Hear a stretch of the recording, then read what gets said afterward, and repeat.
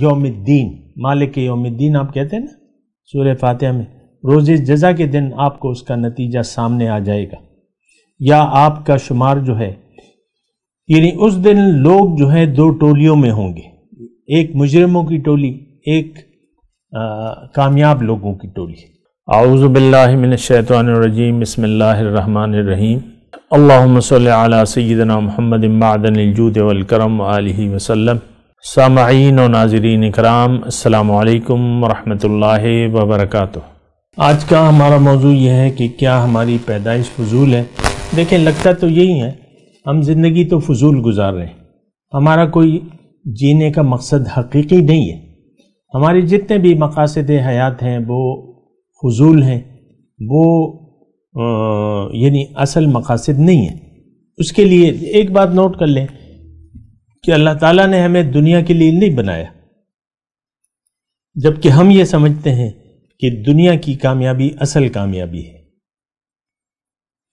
دنیا کی کامیابی اصل کامیابی ہے، اور ہم ظاہر کے لیے زندگی گزار رہے ہیں، ظاہر ہمارا مقصود ہے، لیکن اللہ نے تو ہمیں دنیا کے لیے نہیں بنایا، ہمیں تو اللہ تعالیٰ نے باطن کے لیے بنایا ہے، آخرت کی کامیابی کے لیے بنایا ہے۔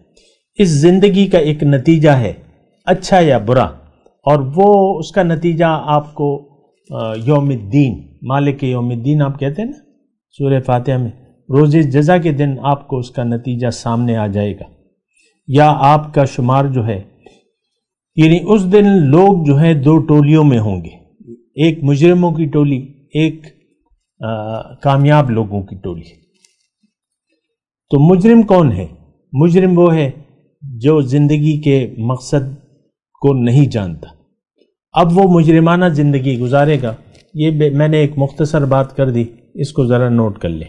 میں دوبارہ یہی بات کہتا ہوں، جو شخص، جو مرد ہے یا عورت ہے، جو اپنی زندگی کے مقصد سے غافل ہے، یا جانتا ہے مقصد کو لیکن اس کو مقصد بنانے کے لیے تیار نہیں ہے، اس کے لیے محنت نہیں کرتا، تو یہ شخص قیامت کے دن مجرموں کی ٹولی میں شامل ہوگا، اور مجرم ہمیشہ کے لیے دوزخ میں جائیں گے۔ یہ بات نوٹ کر لیں، اگرچہ ہمارا تو نہ دوبارہ زندہ ہونے پر یقین ہے، اور نہ کسی جنت پر یقین ہے، اور نہ کسی دوزخ پر، ہمیں ایک ہی یقین ہے، اور وہ صرف دنیا ہے اور ظاہر، بس ختم بات۔ دنیا کے علاوہ، ظاہر کے علاوہ ہم کچھ سوچنا بھی نہیں چاہتے۔ وہ کہتے ہیں نا سوچنا بھی نہیں، یعنی آخرت کے بارے میں تو ہم سوچتے ہی نہیں کہ کیا ہونے والا ہے۔ اسی طرح آج اگر آپ دیکھیں، ایک ہمارا ظاہر ہے اور ایک ہمارا باطن ہے۔ ظاہر ہمارا بیمار ہو جائے تو ہم ڈاکٹر کے پاس دوڑیں لگانا شروع ہو جاتے ہیں، اچھے سے اچھا ڈاکٹر، اور علاج، پیسہ، اور پھر پیسے والے پیسہ خرچ کرتے وقت صحت کے لیے پیسے کو نہیں دیکھتے، وہ صحت کو دیکھتے ہیں۔ ابھی ایک دو دن ہوئے، ایک صاحب آئے تھے، وہ پتہ نہیں کوریا میں تھے، میرے پرانے جاننے والے تھے، تو وہ کہتے ہیں یار باہر کا علاج بڑا مہنگا ہے، میرا ایک گردے میں آپریشن کرایا، ادھر کوئی 65 لاکھ روپے میرا خرچ آیا، لیکن کیا کریں، صحت کے لیے تو صحت ضروری ہے، پیسہ تو لگائیں گے، تو ویسے میں اب 65 لاکھ روپے کی یعنی اس نے خرچ کر لیے، لیکن وہ کہتا ہے کہ ٹھیک ہے، یہ میں نے جگہ پر خرچ کیا، اور ٹھیک ہے، یعنی اس کے بارے میں میرا کوئی اعتراض نہیں ہے، اگر آپ صحت کے لیے پیسہ لگاتے ہیں تو لگائیں، لیکن اصل یہ ہے کہ ہم نے ظاہر کو اصل سمجھ لیا، اور ظاہر کے لیے یہ وقت جو ہے، جو قیمتی وقت ہے، ہم ظاہر کی زندگی میں ضائع کر رہے ہیں، ظاہر کے لیے ضائع کر رہے ہیں۔ ظاہر ہماری منزل ہے، اور ظاہر ہی ہمارا مقصود ہے، ظاہر ہی ہمیں محبوب بھی ہے، اور ظاہر ہی ہمارا مطلوب بھی ہے۔ تو یہ زندگی دیکھیں پھر ضائع ہو جاتی ہے۔ اگر آپ کی دنیا میں زندگی گزارنے کی نیت دنیا بن جائے تو بس زندگی آپ کی ضائع ہو گئی، یہ بات نوٹ کر لیں۔ مختصر میں آپ کو بتا رہا ہوں، اگر آپ کی نیت میں فطور آ گیا اور دنیا کی زندگی آپ دنیا ہی کو اصل سمجھ لیا آپ نے، اور پھر ظاہر ہے کہ پھر آپ دنیا ہی کے لیے وقت گزاریں گے۔ اور میں آپ کو یہ بات بتا رہا ہوں، آپ اپنی پریشانیوں کو دیکھ لیں، آپ اپنی تمناؤں کو دیکھ لیں، آپ اپنی امیدوں کو دیکھ لیں۔ ہم سب کی امیدیں، تمنائیں، پریشانیاں، اس سب کا تعلق جو ہے ظاہر سے ہے۔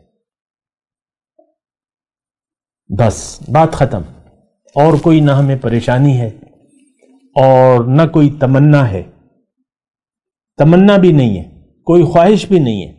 حالانکہ بہت بڑے بڑے مقامات ہیں۔ اللہ کی رضا دنیا میں یا تو اللہ تعالیٰ آپ سے راضی ہے، ہو رہا ہے، یا ناراض ہو رہا ہے، یا آپ اللہ کی رضا کے کام کر رہے ہیں یا اللہ کی ناراضگی کے کام کر رہے ہیں۔ تو پھر بات جو ہے پھر بگڑ جاتی ہے۔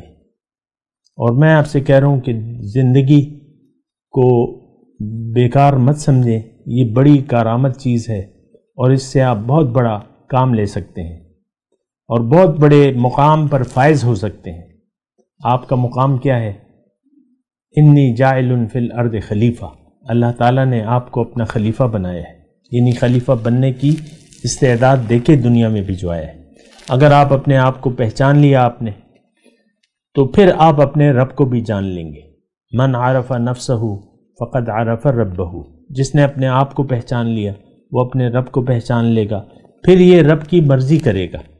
جس نے اپنے آپ کو نہ پہچانا وہ اپنے رب کو بھی نہیں پہچانے گا، اور وہ پھر اللہ کو اس کو اللہ کی رضا یا ناراضگی کی کوئی پرواہ نہیں ہوگی۔ عام طور پہ دیکھیں، میں ایک جملہ کہہ رہا ہوں، اس پہ آپ سوچیں سمجھیں۔ اس وقت جو ہم زندگی گزار رہے ہیں، اس میں ہمیں اللہ کی رضا یا اس کی ناراضگی کی کوئی پرواہ نہیں ہے۔ ہم اپنی خوشی کے لیے زندگی گزار رہے ہیں اور گزارنا چاہتے ہیں اپنی خوشی، آپ بس خوش رہنا چاہتے ہیں۔ اب اس کے لیے پھر آپ کے طور طریقے ہیں، جو بھی آپ کی وہ ہیں، خواہشات ہیں، جو بھی ہے۔ انسان اپنی خواہشات کو پورا کرنا چاہتا ہے، اس نے اپنی ایک منزل بنا لی ہے، بس یہ منزل کے بارے میں سوچتا رہتا ہے ایسا۔ تو اصل بات تو رب کی رضا ہے۔ اگر آپ رب کی رضا کو بھول کے زندگی گزاریں گے تو آپ کی زندگی ضائع ہو جائے گی۔ یہ مختصر بات ہے، اس کو نوٹ کر لیں۔ میں دوبارہ کہتا ہوں، اگر آپ اللہ کی رضا کو نظر انداز کر کے جی رہے ہیں تو آپ کی زندگی ضائع ہو رہی ہے۔ لیکن اگر آپ اللہ کی رضا کو مد نظر رکھ کر زندگی گزار رہے ہیں تو آپ کی زندگی کارآمد ہے، اور وہ جگہ پر، یعنی آپ زندگی ایک مقصد کے لیے پھر گزاریں گے، کیونکہ رب کی رضا آپ کا نصب العین ہے۔ میرے آقا نے اپنے صحابہ کو یہی منزل دی تھی، یہی نصب العین دیا تھا کہ تم اللہ کو راضی کر لو۔ انہوں نے اللہ کی رضا کے لیے سر دھڑ کی بازی لگا دی۔ اب جس صحابی کا بھی آپ نام لیتے ہیں تو ساتھ میں کہتے ہیں کہ رضی اللہ تعالی عنہ، اللہ تعالیٰ ان سے راضی ہو گیا۔ لیکن یہ مقام ہم نے بھی حاصل کرنا ہے۔ یہ تو نہیں کہ وہ صحابہ کرام تھے بس یہ مقام انہی کا تھا، نہیں، ہر انسان کو یہ مقام حاصل کرنا ہے، اس نے اللہ کو راضی کرنا ہے۔ آپ جب اپنی مرضی کو نظر انداز کر کے اللہ کی مرضی کا علم حاصل کریں گے اور اس کی اہمیت ہوگی تو آپ کی زندگی ضائع نہیں ہوگی۔ ایک مختصر بات ہے، آسان سی بات ہے، ہر کوئی سمجھ سکتا ہے کہ اگر آپ اللہ کی رضا کے لیے زندگی گزاریں گے تو آپ کی زندگی بیکار نہیں گزرے گی، یہ کام آ جائے گی، اور آپ کو اللہ تعالیٰ ایک بہت بڑا مقام عطا فرمائے گا۔ اس وقت جس کی آپ یعنی اتنا بڑا مقام جس کے بارے میں آج ہم سوچ بھی نہیں سکتے، اس کی یعنی جتنا بڑا فائدہ، یعنی دیکھیں انسان جب دنیا میں آتا ہے تو ہر انسان کی لاٹری لگ جاتی ہے۔ لاٹری آپ جانتے ہیں؟ لاٹری مطلب یہ باہر ملکوں میں ہوتی ہے، ہم لاٹری تو جائز نہیں ہے ہمارے مذہب میں، لیکن لاٹری ہوتی ہے، وہاں کروڑوں ڈالر جو ہے، ایک لاٹری کی کروڑوں ڈالر، بعض لوگ یعنی سنا ہے میں نے، تو یہ کروڑوں ڈالر کی نہیں ہے، یہ بہت زیادہ قیمتی لاٹری ہے اور ہر انسان کی لگ چکی ہے، لیکن اس کو اگر اس نے اپنے آپ کو اس نے ضائع نہ کیا تو اس کی لاٹری لگ گئی ہے، لیکن اس نے اگر اپنے آپ کو ضائع کر دیا، اپنے مقصد کو نہ پہچانا، اپنی منزل کو نہ پہچانا، تو اس کے لیے پھر یہ کوشش بھی نہیں کرے گا۔ اب یہ دیکھیں، میں آخر میں صرف ایک بات کہتا ہوں، 5 لاکھ ڈالر کی ایک لاٹری لگ گئی ہے امریکہ میں، وہ ٹکٹ ہوتے ہیں پیٹرول اسٹیشن پہ، آپ یعنی $1 کا یا آدھے ڈالر کا وہ ٹکٹ مل جاتا ہے، یا جتنا کا بھی ہے۔ اب مثال کے طور پہ ایک شخص نے وہ ٹکٹ بس نہ چاہتے بھی خرید دیا، چلو یہ چینج نہیں ہے تو تم اتنی پینی کا یہ ٹکٹ دے دو، اب وہ اس کی لاٹری لگ گئی، اور لاٹری کے لیے ضروری ہے کہ وہ 1 مہینے میں آپ کیش کرا لیں۔